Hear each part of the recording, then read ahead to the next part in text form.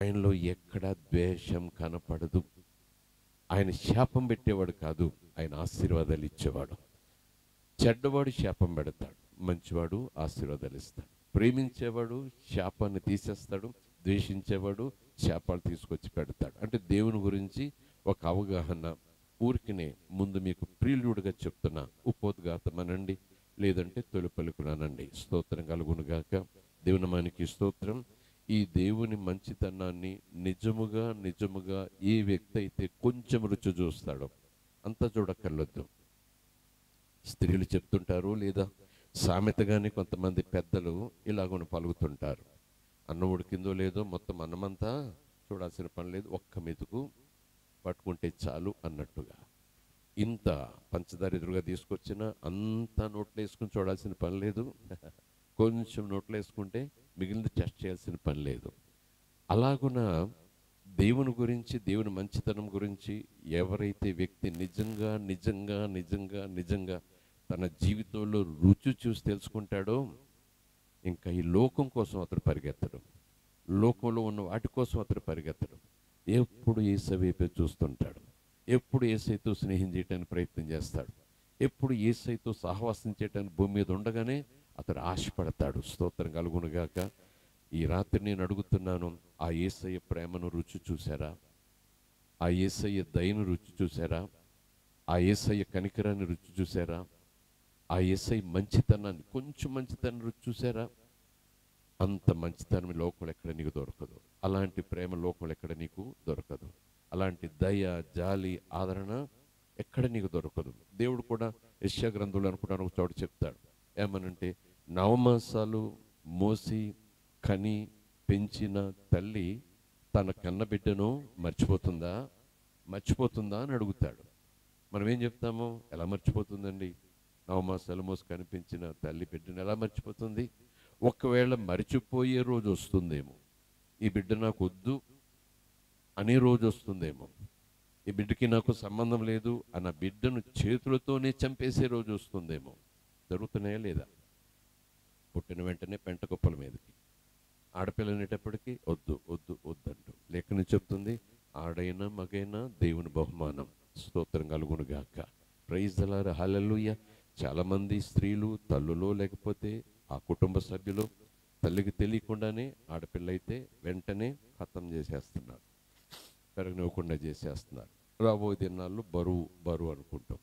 కనుక ఆ ప్రభు యొక్క మాట, దేవుని యొక్క మాట చూస్తే, నవమాసాలు మోసి కని పాలిచ్చి పెంచిన తల్లి తన బిడ్డను మర్చిపోతుందా?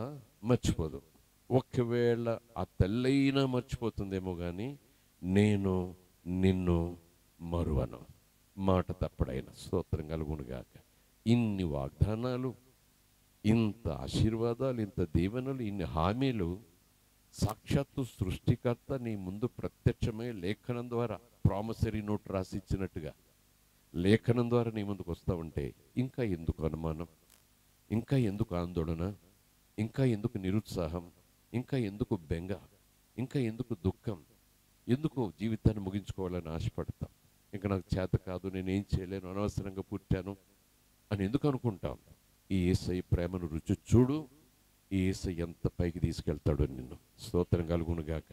యేసయ్య ప్రేమను రుచి చూశాను కానీ ఎందుకో నా జీవితం ఎలా ఉందంటే, లేదు లేదు లేదు. యేసయ్య ప్రేమను రుచి చూశాను అనుకుంటున్నావు కానీ లేదు.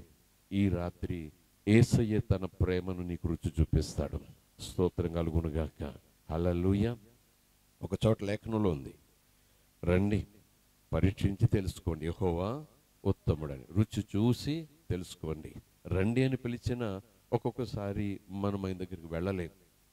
ఆయనే మన దగ్గరికి వస్తాడు. ఆయనే మన దగ్గరికి వచ్చి, this is the love I have for you.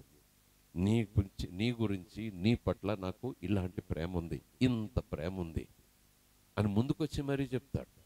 నిజానికి యేసుని నమ్ముకున్న వాళ్ళు, అవునా ఆయన ప్రేమ అంతదా అని అనుకుంటే, ఆయన చేతులు చాపినప్పుడు ఆయన ప్రేమకు గుర్తేని చెప్పండి?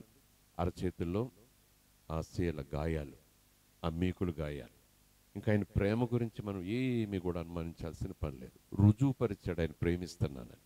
నా ప్రేమ శాశ్వతమని రుజువు పరుస్తూనే వస్తున్నాడు. స్తోత్రం కలుగునుగాక. Praise the lord. Hallelujah. So ఈ ప్రేమించేవాడు,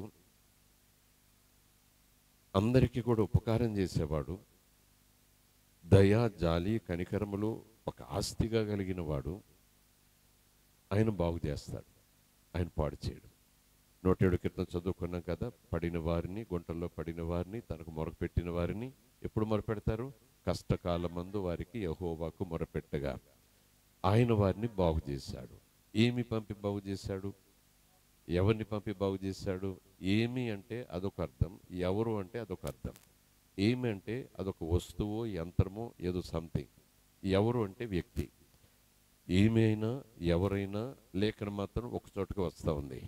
యోహాను సువార్త 1వ అధ్యాయం చూస్తే, ఆది యందు వాక్యం ఉండెను, వాక్యము దేవుని యొద్ద ఉండెను, వాక్యమే దేవుడై ఉండెను, ఆ వాక్యమే, కాస్త వచనాలకు ఎందుకు వస్తే, ఆ వాక్యమే శరీరం ధరించుకుని కృప సత్య సంపూర్ణునిగా మన మధ్య నివసించెను, ఆయనే యేసు. సమస్తము ఆయన మూలముగా కలిగెను, కలిగి ఉన్నది ఏది కూడా ఆయన లేకుండా కలగలేదు. సృష్టికర్త యేసు, స్తోత్రం కలుగునుగాక. ప్రైజ్ ది లార్డ్, హల్లెలూయా. ఆయన మంచితనం గురించి ఇద్దరు వ్యక్తులు నేను మీకు చూపిస్తాను. బాగు చేస్తాడు కదా. మార్కు సువార్త 1వ అధ్యాయం చివరి వచనాల దగ్గరికి వెళితే అక్కడ ఒక సన్నివేశం మనం చూస్తాం. మొదటిగా ఆ పిదప మరొక సన్నివేశం యోహాను సువార్త 5వ అధ్యాయంలో చూడటానికి ప్రయత్నం చేద్దాం. ఎక్కువ వివరించను, మీకు జ్ఞాపకం చేసి ముందుకెళ్ళిపోతాను. మార్కు సువార్త 1వ అధ్యాయము ఆ చివరి వచనాలు చూడటానికి ప్రయత్నం చేస్తే 40వ వచనం, 41వ వచనం, 42వ వచనం. ఒక కుష్ఠరోగి ఆయన యొద్దకు వచ్చి ఆయన ఎదుట మోకాల్లోని, నీకు ఇష్టమైతే నన్ను శుద్ధినిగా చేయగలవు అని ఆయనతో చెప్పి ఆయనను బ్రతిమలాడుకొనగా, వేడుకొనగా, ఆయన కనికరపడి చెయ్యి చాపి వానిని ముట్టి, నాకిష్టమే, నీవు శుద్ధుడు కమ్మని వానితో చెప్పాను. వెంటనే కుష్ఠరోగము వానిని విడిచెను గనుక వాడు శుద్ధుడైపోయాడు, బాగైపోయాడు. స్తోత్రం కలుగునుగాక. దేవునికి స్తోత్రం. ఈ సన్నివేశంలో మనం ఒక ప్రశ్న చూస్తున్నాం. ఒక ప్రశ్న, మనిషి తన బాగు గురించి ఆశపడుతూ, బాగుపడాలని ఆశపడుతూ, బాగుపడే సామర్థ్యం తనకి లేదని తెలుసుకుని, పరిస్థితులు చేతులు దాటిపోయిన తెలుసుకుని, ఒక వ్యక్తి ఒక ఆయన బాగు చేస్తాడు అనే సమాచారం విని ఆయన దగ్గరికి వెళ్ళాడు. అదే కదా సన్నివేశం, యేసు బాగు చేస్తాడని. అక్కడక్కడ సాక్ష్యాలు విన్నాడు, సమాచారం విన్నాడు. నిజానికి ఆ దినాల్లో కుష్ఠవ్యాధితో బాధపడుతున్న వారు, కుష్ఠరోగం కలిగిన వారు ప్రజల మధ్యకి రావటానికి వీల్లేదు. ఊరికి దూరంగా ఎక్కడో పాకలేసి అందులో ఉండాలి.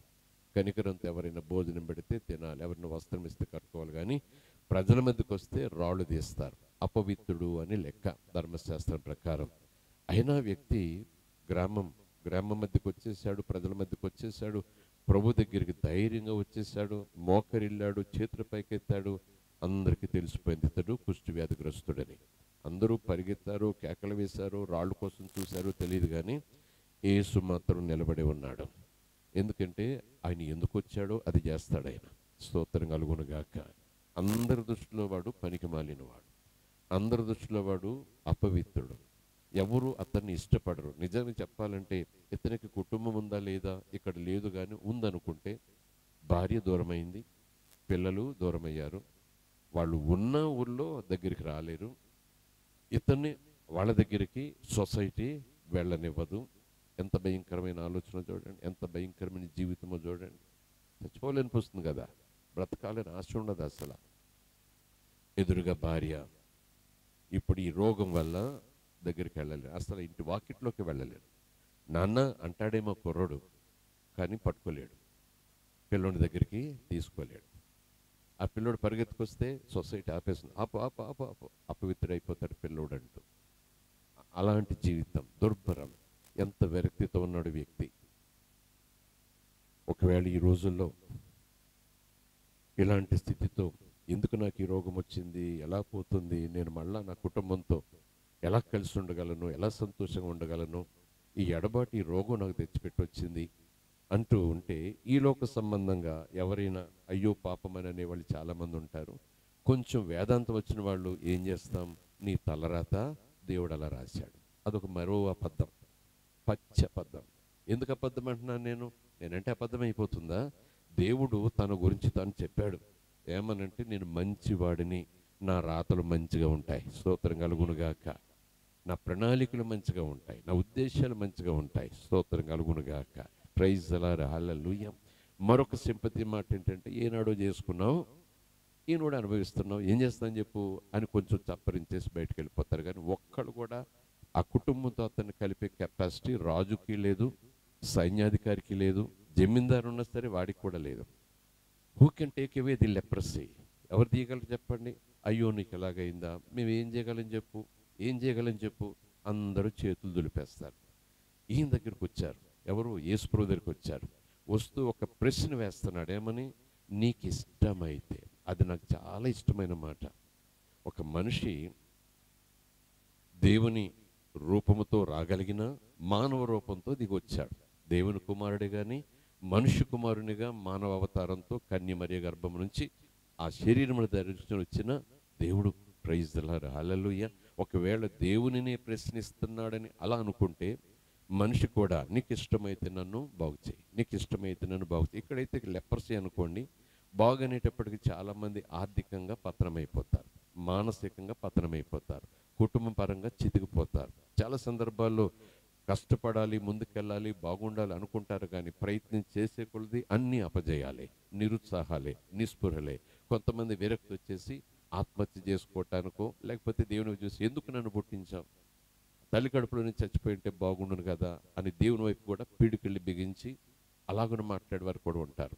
ఒకవేళ ఈ వ్యక్తి అలాంటి మనసుతో ఉన్నాడో లేదో తెలియదు, కానీ నీకు ఇష్టమైతే నువ్వు నన్ను బాగు చేయగలవు. శుద్ధుడు అంటే చెప్పండి, బాగు చేయగలవు అంటే ఆ ప్రశ్నలో ఉన్న మాట ఏంటి? నేను బాగవటం నీకు ఇష్టమేనా? అదన్నమాట నేను చెప్పేది. నీకు ఇష్టమైతే నన్ను బాగు చేయగలవు. ఇంకోలా చెప్పాలంటే నేను బాగుండటం నీకు ఇష్టమేనా అడిగి, నీకు ఇష్టమైతే నువ్వు నన్ను బాగు చేస్తావు. స్తోత్రం కలుగునుగాక. ప్రారంభంలో 10 నిమిషాలు చెప్పాను కదా మీకు మాట. దేవుని స్వభావం, దేవుని కెపాసిటీ, దేవుని ఉనికి. ఆయన ఏం చెప్తాడో మాటల ప్రకారం నాకు ఇష్టమే అంటాడు. ఇష్టం